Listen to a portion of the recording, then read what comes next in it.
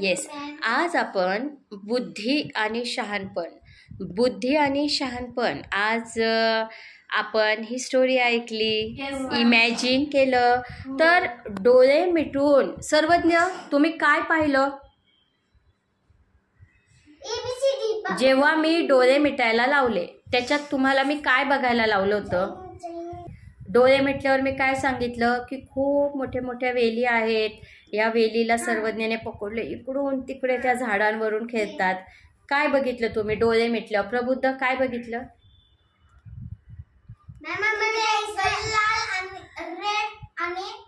Blue माती बघितली. Okay, मी तर काही बघितलं, मला फक्त ब्राऊन माती दिसली. बरं, ब्राऊन माती दिसली आणि ब्लॅक. बरं, आता बघा, जी बुद्धी आणि शहाणपण ही स्टोरी आहे ती म्हणजे भौतिक परिस्थितीचं ज्ञान असणारी लहान मुले, तर त्यांना ते ज्ञान का आहे? कारण त्यांचा जन्मस्थिती आहे. झाडं आहेत, जंगल आहे, त्या जंगलातच त्यांचा जन्म आहे. तर तिथली माती, झाडं, पानं, फुलं, पक्षी हे सगळा निसर्गच त्यांच्या परिचयाचा असतो. त्यांचं खेळण्याचं ठिकाण पण काय आहे? ते जंगल. मग तिथले प्राणीसुद्धा त्यांचे फ्रेंड्स असतात, बरोबर? तर आता अशा या जंगलात यांचा मित्र असतो गोलू. तर गोलू हा त्या शास्त्रज्ञाला काय मदत करतो?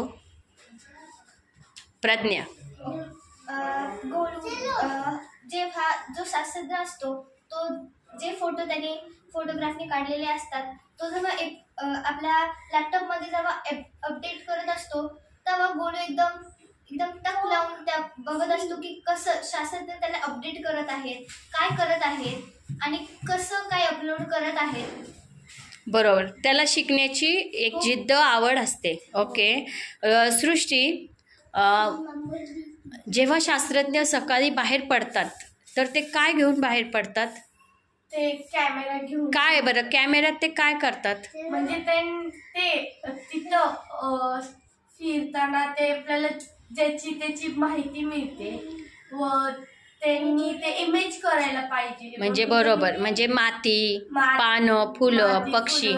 बरं, गोलू जेव्हा शास्त्रज्ञ बाहेर पडतात, सर्वज्ञ आणि प्रबुद्ध, ऋषिकेश, शास्त्रज्ञ बाहेर पडतात तेव्हा गोलू म्हणतो आज पाऊस येणार आहे. तर शास्त्रज्ञाला आश्चर्य वाटतं, अरे याला कसं काय माहिती की आज पाऊस पडणार आहे? कसं काय? कारण की त्या जंगलात जो पक्षी असतो तो ओरडला आणि वरती ढगही काळं झालेलं होतं. त्याला ते इमेज झालं की आज पाऊस येणार आहे आणि ह्यांनी बाहेर पडले हे बरोबर नाही. बरोबर, म्हणजे थोडक्यात तुम्हाला हे जाणवलं. मी एक आजीच्या बटव्याची पण तुम्हाला उदाहरण दिलं की काही गोष्टी ह्या शहाणपण असतं आणि काही गोष्टी ह्या बुद्धीच्या जोरावर असतात, बरोबर? तर बुद्धी आणि शहाणपण हे समजलं. म्हणजे आपल्याला कुणाला दोष द्यायचा नाही कधी, कारण त्यांच्याकडे ज्ञान असतं, शहाणपण असतं, बरोबर? जसं की या बाळांकडे पण अनेक गोष्टी शहाणपणाच्या देखील असतात, त्या शिकायच्या. जसं की आजी असतात, आजी शिकल्याने पण त्यांच्याकडे शहाणपण आहे ना, की ज्याच्यामुळे आपण घडलो.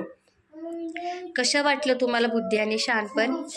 Very good. आम्हाला कळालंही बुद्धी पण तेवढीच गरजेची आणि शहाणपण. Very good, very good. आपल्याला बेनिफिट पण मिळणार आहे ना. येस, बरोबर. थँक्यू.